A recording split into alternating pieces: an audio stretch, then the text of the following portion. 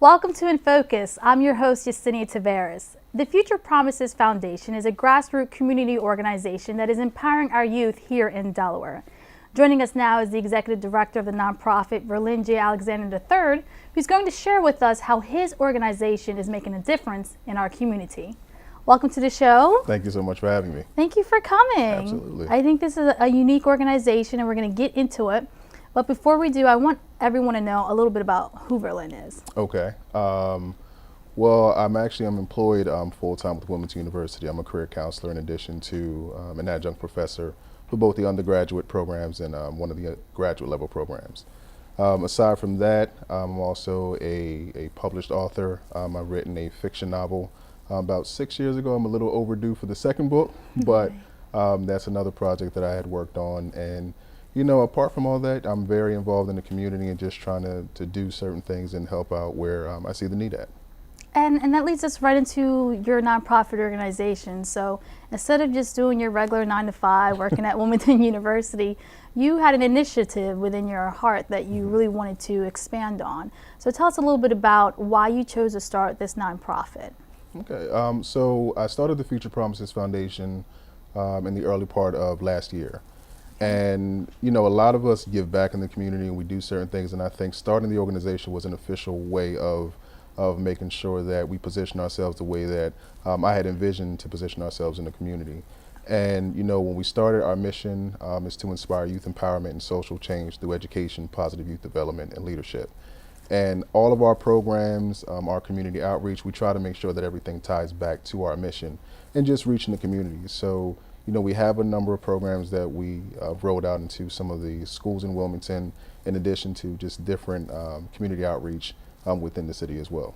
And before we get into the programs, Verlin, I know you have an interesting story in regards to how you started the nonprofit. So as in any entrepreneur, it takes capital, right? It takes funding. It definitely takes capital and funding. You wouldn't think of that when it comes to a nonprofit, but can you share with us the story behind how you actually started the nonprofit? I think it's interesting and people should know the sacrifice that you took in order to start this organization. Absolutely. So starting the nonprofit, again, you would assume that because it's a charitable type of situation that it's really an idea and you know you get it started, but it does take funding. It takes capital. You know, we have an office location on Union Street, which there is a lease payment every month. So basically what I did was, you know, I looked at all of my resources and I had a motorcycle that I really love to ride a lot, but you know, it's seasonal. And I decided to go ahead and sell my motorcycle, and I also had a 2004 Dodge Durango. I love that also. You know, I purchased that vehicle when I had my my first child because I had a two-door car, and you know, trying to get children inside of a two-door car is very difficult. But so I sold that, I sold my motorcycle, I sold my truck. And in addition to that, I also do graphic and web design on the side. So I took on so many creative projects just to build up enough money to open our doors, to fund our programs, to kind of kickstart us in the position that I wanted to go into. So, you know, it was a sacrifice that I think was worth it. You know, we don't always look at receiving a monetary reward. It's really, you know, I had a vision, I had an idea, and sometimes it takes those type of sacrifices to bring those ideas and vision to fruition. I want to talk a little bit about mentoring, because I do know within your startup here with the nonprofit, you've revealed to me before that you did have some mentors that kind of helped you along the way to guide you when you started this organization. So how important is that, and what kind of benefit did you receive? It's extremely important, you know, to have the right people around you. And when I started the nonprofit, I had no idea, you know, outside of wanting to do it, really what to do. I had no idea about the bylaws or you know, certain requirements that would be placed on me to start the organization. So I reached out to Kevin Evans, one of my fraternity brothers.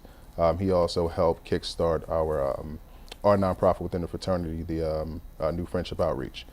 And he sat down with me. He said, you know, let's meet at lunch. And I think we went to TGI Fridays.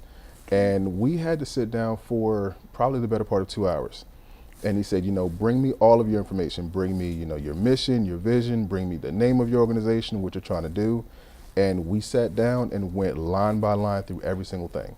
You know, he said, okay, this is what you need. This is what you're going to need in your bylaws. This is how you're going to need to set it up. And these are the steps in place to make sure that you do it the right way.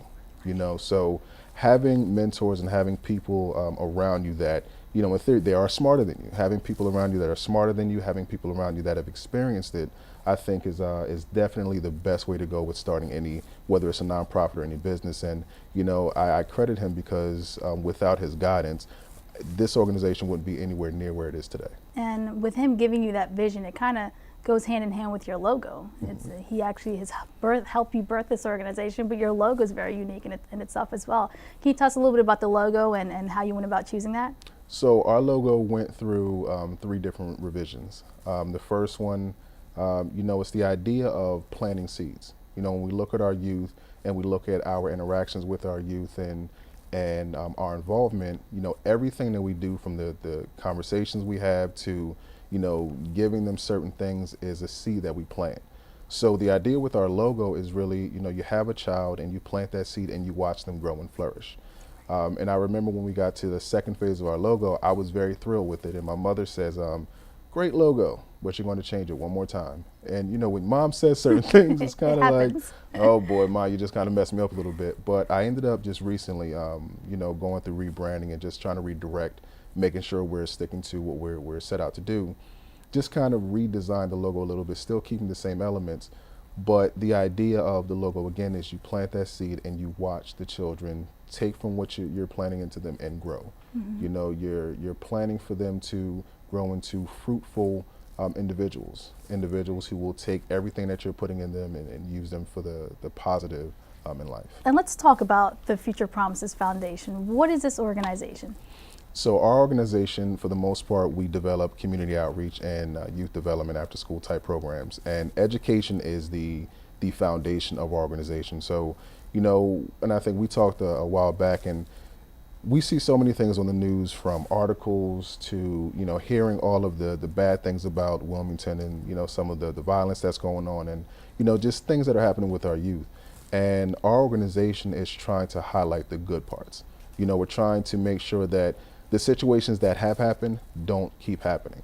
And we develop programs and we remain an active part of their lives with our programs, and hoping that what we instill in them, they will and then turn and make better decisions and have better opportunities overall. And what age group do you target with your programs? Our age group, I can tell you with one of our programs, we serve as young as 4 years old and up to about 13. Okay. And let's get into a little bit about Bancroft. I do know that you've had a program over there as well. Yes. Can you tell us a little bit about that? So Bancroft, I had reached out to, I think her name is Miss Angela Ringgold, Eastside Community Schools Partnership. And I reached out to them last year and, I said, I have this idea, I want to start this chess club program. And she probably responded back within 24 hours. And her first question is, when do you want to do it and how much is it going to cost us? And we put the program together at no cost to the school, no cost to the parents.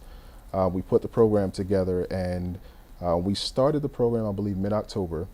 And the one key thing that we wanted to make sure when we put this program out was that it wasn't a 7-week or a 10-week or 12-week program. One of our main, I guess the way we function is to make sure that we are consistent with the children that we serve. I believe that we can put so much in front of them, so much information, and we try to help them so much. And, at the end of a 7-week program, they're going back to the rest of their lives. They're going back to school as usual, which means everything that we put in them could potentially be lost. So we ran our program from October to pretty much the end of the school year. Wow. And it was Monday through Thursday from 3 to 6 p.m. And, the Young Leaders Chess Club, it was a different type of program for a different demographic or different group. We're dealing with children, and trying to get them to sit down and focus was very difficult. As you have children, trying to get them to focus on a single thing, a lesson, is very difficult. Anything other than video games. Exactly, right? Exactly. But once we really got into them, what we're trying to do, they learned that there is a difference from checkers and chess. And then we, on the back end of from teaching them the game of chess, we're teaching them the principles. What are we trying to get from chess? What are we trying to instill within you from this game of chess? Yeah, I do remember you were saying something about you want to make sure that when you're teaching them how to play chess, you're also giving them aspects in life that they're going to have to learn how to have a strategy for as well. So can you touch on that too? Yeah, so the idea with the Young Leaders Chess Club is teaching them critical thinking, logical reasoning, decision-making skills.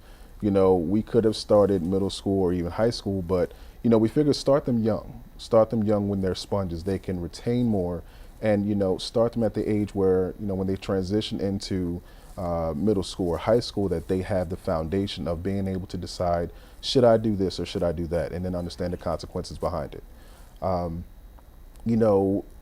Within our city and within our demographic, conversations change.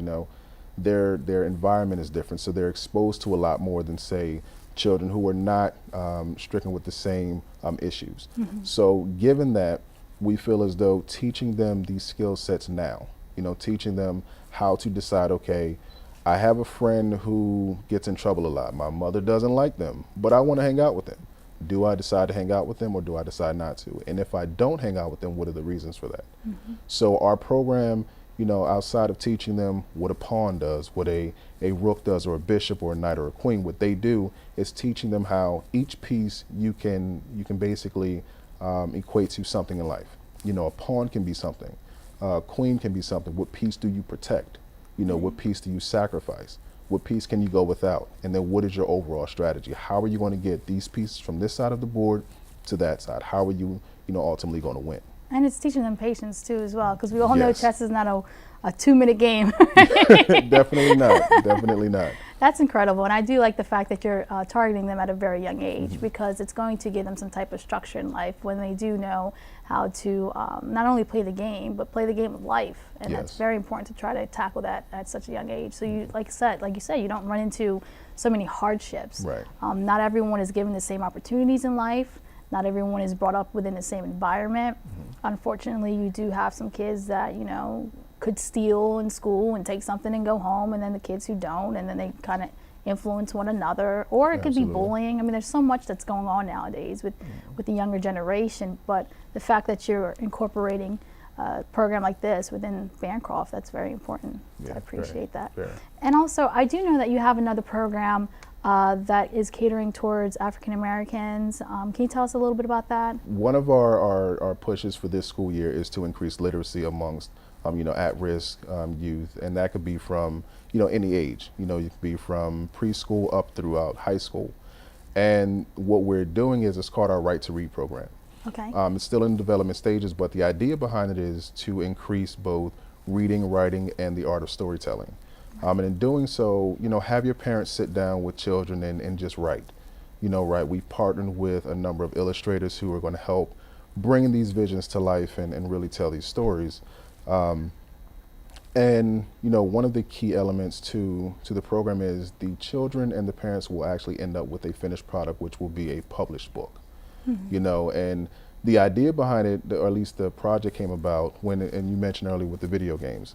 My 7-year-old son, he was upset one day because he tried to get onto some video game and it wasn't working. So I just said to him, go write about it, write a story. And he took it to heart. I didn't expect him to, but he's coming up to me later. He has a laptop and he's saying, "Daddy, how do you spell this word? Daddy, how do you do this?" And I'm saying, "What are you doing? I forgot I told him." And he comes back and I'm reading the story, and it's once upon a time in the land of Fortnite. And I'm Which is like the most popular game right now. Exactly. So, I'm saying he really took this to heart, but it also showed me that there's so much creativity in our children that we get so caught up into letting them play the video games, letting them watch TV, until we kind of squeeze that creativity out of them.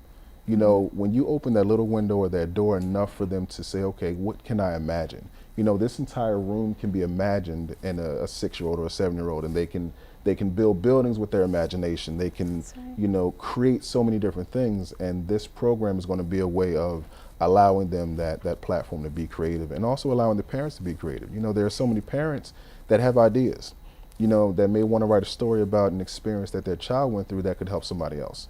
And I love this literacy program. I mean, we can't even really express on screen right now what this program is, but I mean, to the best of our ability, it's really you sitting down, the creative designer, sitting down with this young child, 4 or 5 years old, right?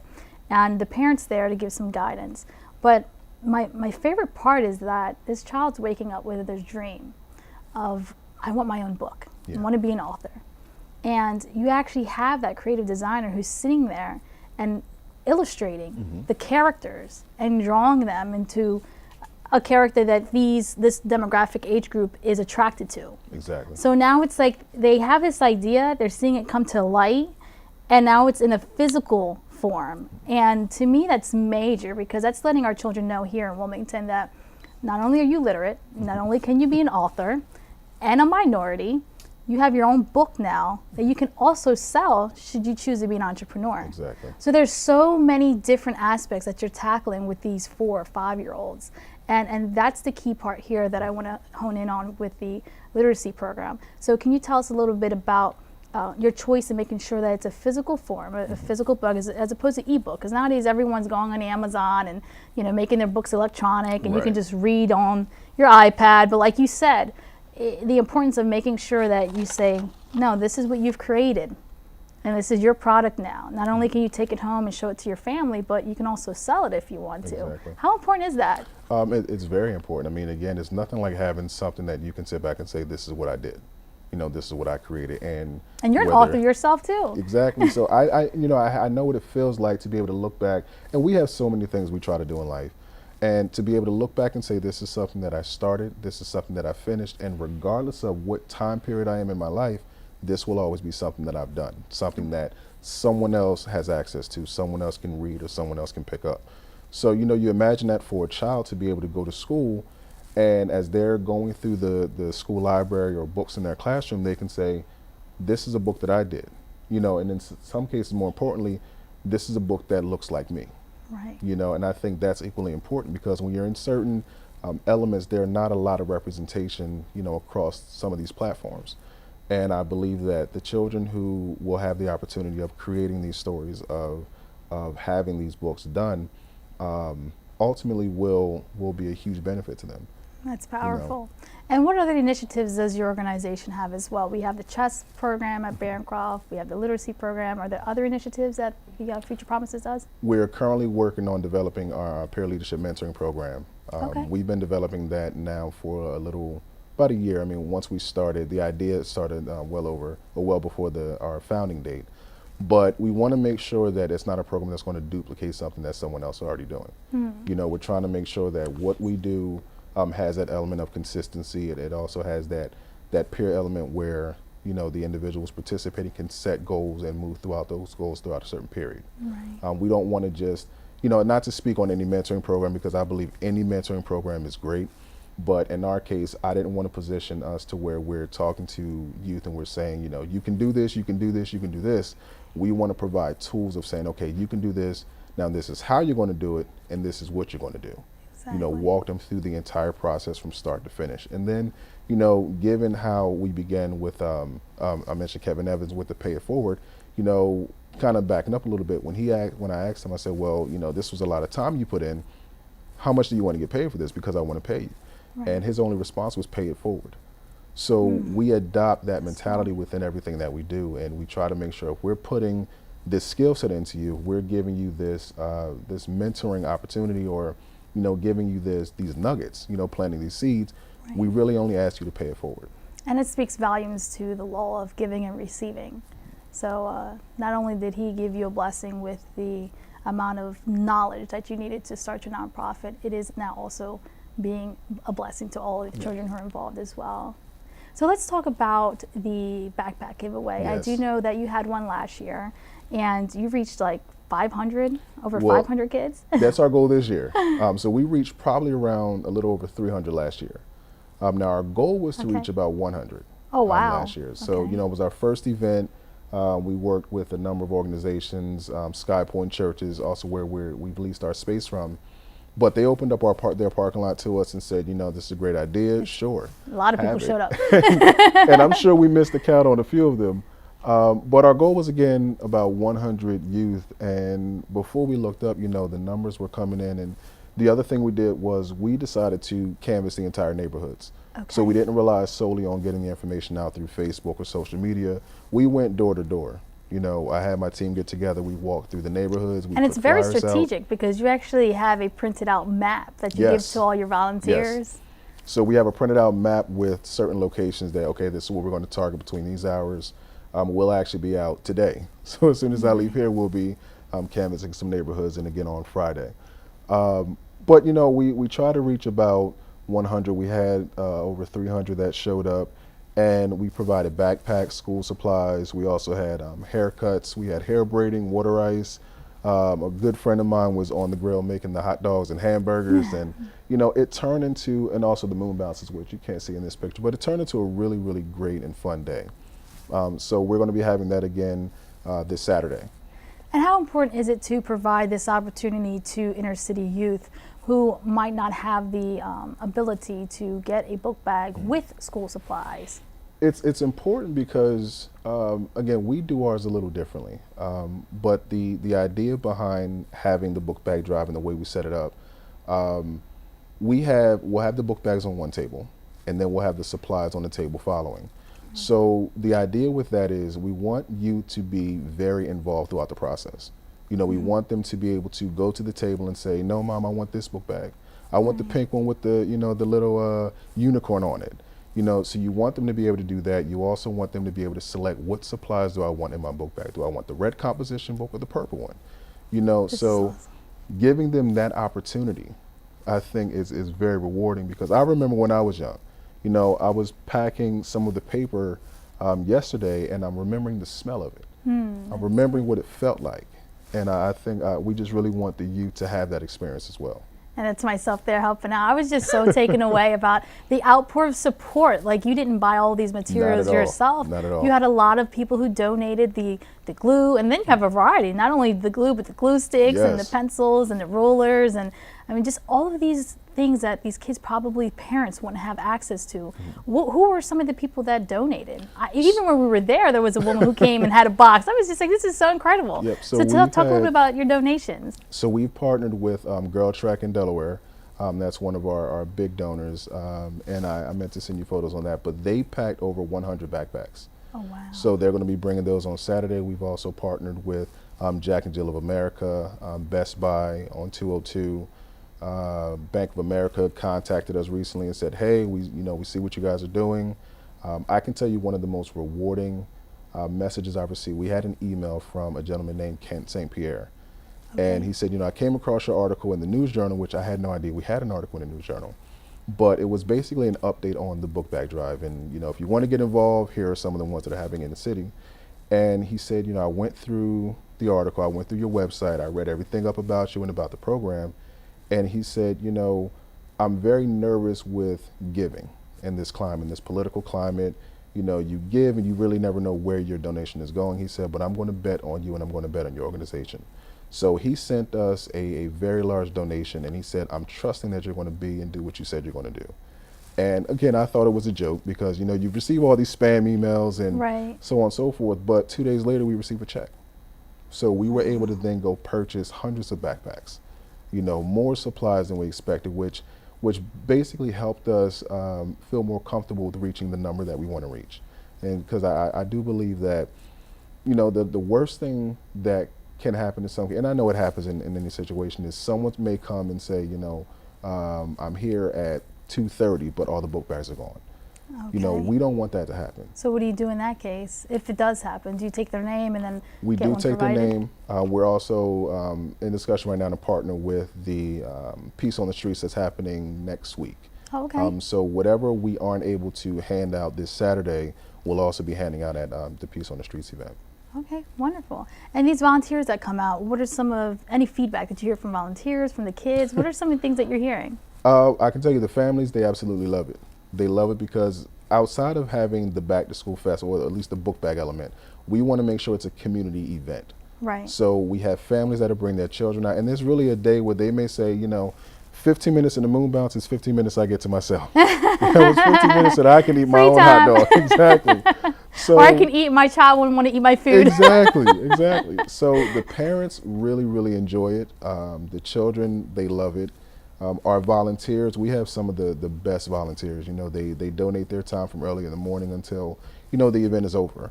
And they're basically saying, whatever you want us to do, just let us know. And last year, I didn't even have to tell them what to do. I look up and they've already had the registration table set up. They're already positioned, everywhere they need to be positioned. And I'm just like, how did this happen? Oh, that's But great. it really comes down to passionate people backing a vision. A team. It takes a team, really. It definitely takes together. a team. And we didn't talk about your team. I know we were able to meet Tempest, and we were talking about the power in having a team and making sure that you hire the right people, Yes. especially for a nonprofit and a startup nonprofit. You want to make sure that you're attracting the right-minded people that are Absolutely. working with these children. So talk a little bit about your team and who's involved and how important it was for you to find these type of people. So we have a team of about 8 now, if I'm not mistaken. That's between both the administrative, creative staff, in addition to our after-school program. And you know, last year was a learning year for us of what we needed and what type of personalities meshed well. And you know, this year it was trying to make sure that whoever we had coming in new fit with our vision of what we're doing, but also had a passion to do it. Okay. You know, it's more than just having someone who wants to work and having someone who you know, just wants to be there. It's really just having someone with a passion. So we have, again, 7 people that's working for us. Tempest, who you spoke with, she's one of our community outreach and our volunteer coordinators. And she came in and said, you know, I love what you guys are doing, and I want to help. Whatever resources I can pull together, whatever I can do, that's what I want to do. But, you know, in addition to that, what I will say is the team, for me, is what makes our organization successful. You know, I have ideas, I have visions, but without the right team to get that across, or without the right team to say, okay, I'm going to take what you just told me and then I'm going to see what else I can do with it. You know, I'm going to take this and I'm going to make this into something else. You know, without having that type of team in place, the idea is simply just an idea and it goes nowhere. And with the idea, I wanted to go back to the book and the gentleman that you hired for as a creative designer who's helping these children see their book come to light. Can you talk a little bit about who that person is? And because as we know in this industry, I mean, come on, we work in the media industry, it takes a lot of money to pay a creative designer who is making a book that's not only 2 pages long, it's a few pages, and it's a gentleman who's drawing out each single page. Can you tell us a little bit? Yeah, we actually have 3. We Okay. have 3 illustrators within our creative team, and that's the other thing with each book. We try to make sure that they're at least 24 pages. And this is a way that, so our entire process, we make sure it's 24 pages because we also help the author get everything published online. So we work with Amazon's Create Space, and that's how they're able to publish their book, whether it's print or digital. But the illustrator, we have one of our main illustrators, and she's already illustrated about 4 books for parents within our program, is Ashley Narvell. Okay. And the one that you actually saw the day you came, that was her illustration. Wonderful. And she's phenomenal. She's phenomenal. She will take your story, and she does everything by hand. I saw that. Which That is takes time really and unique. detail. Very unique, very detailed, and she sketches everything out. And she's done about 3. And then we also have Sean, forgive me for not remembering his last name, but he goes by Excel the Artist. And he's one of our really good digital artists. You know, he does phenomenal work with, you know, Photoshop and kind of the illustrations that you may see in comic books. Okay. That's the type of work that he does, and he's working on a few projects now. And then we also have Brianna John, and she's one of our newest illustrators, and she does outstanding work. I mean, she does 3D animation. You know, she does a lot of great work. So being able to pull together that team to understand that this is our vision, this is what we're trying to do. You know, we have parents who want to do certain things. We have children who, you know, they want to create superheroes. How do they do it? And we're able to sit down with them and say, okay, this is what we can do. This is what we can put together. That's amazing. It's because really, the world that we live in, you can create the superhero today, and tomorrow it could literally be a movie. Exactly. It's like how Harry Potter and Twilight, like that's how all these movies started. It was a dream, they thought about it, wrote the book, and the next thing you know, it's in the film. It's there, yeah. And you're starting that, you're birthing that idea at such a young age. Absolutely. It's creativity, and like you mentioned, entrepreneurship, because, you know, outside of them creating the book, they may say, well, Mom, we can make, you know, some money off of this. We can help. Right. And it's a way of creating that opportunity for them. We basically give them every opportunity to have a published book and to also have that product. Okay. So they're then able to take it and, you know, sell it or keep it or hand it out to family and friends, but they will always have that book or that product once it's completed. That's amazing, Verlin. And is there a place that you go to select these staff members? Because everyone's paid. This is a full-blown nonprofit 501c3 certified organization, so there's no games here. Not at all. None at all. But is there Not like at a all. selection process, or do you leverage your relationship with the Wilmington University? How do you go about selecting, in case if there's people who are thinking about, hey, I would like to join that organization, or if not become a staff member, but volunteer because I have a passion for inner city youth and I want to help them in all those aspects as well? So we use a lot of different outlets. So a lot of it, we posted information on our website, and we received a lot of feedback from, people who were overall just interested in doing the work. Of course, with me being at Wilmington University, I will look for students with certain skill sets. I meet a number of students who are saying, I would like to do X, Y, and Z, but I'm having a hard time finding opportunities. I'm having a hard time, getting that experience. So, and I will look at different outlets for them to get that experience. And, if I come across one who may say, I want to do digital design and, what can I do with that? I'm able to provide them the resources, whether it's through something that we're doing or another organization, to do so. But we use every possible outlet from every art school, from every organization that does graphic or web design or digital media. And is there a possibility for internships as well? Absolutely. Because I can only think of the nonprofit sector, the entrepreneurship, and you got the economic side that you can teach these young interns. The education. So definitely room for internships, and we've opened that up, and I've actually met with the representative from our social and behavioral science department at the university who came across our information through Facebook or our social media, and they said, this is a great opportunity to have students intern. Okay. Students that, whether it's behavioral science based or education programs, but a way of getting them that internship credit, but also the experience with working with children. And the one thing I love about this is that you're right here off of Union Street. Yes. So it's like you're in the heart and center of the city, like not too far out, not too far in, but it's right there where people can access your resources. Yes. And so how important was it to find a location in Wilmington as opposed to somewhere out in Newcastle County? Well, it's funny you asked that. When we first started, our initial building was in Bear. So it was off of Bear Corbett Road, and it was an opportunity that presented itself, and I said, let's go for it. We had the property for about a month, and there were some zoning issues with the property that we didn't know about, so we ended up having to leave. Okay. And I look at that as, everything does happen for a reason. And the moment that happened, I just happened to go on Craigslist one day, and I see a listing for a office space in a church in Wilmington. And I've looked there many of times before, and I've never seen this property. I've never seen that listing. But when I saw it, I reached out to the pastor of the church, and he said, just from the voicemail of your organization alone, I would like to meet you. Okay. And we ended up moving into our Wilmington location a month after we left Bear. And for me, I looked at it as our reach was always Wilmington. Our reach and our goal was always to serve this population. So being in Bear made no sense at all. Right. So and these are the kids that need it the most. Exactly. We can't have children coming from Wilmington all the way to Bear to say, hey, I need help. Right. So us moving into Wilmington was probably one of the best decisions, and easily accessible to everyone in the area. A lot of the people who came to our backpack festival last year, they walked. And that's because we went door to door in the neighborhoods that are right next to us. Okay. They were able to walk, and they were able to enjoy the entire day.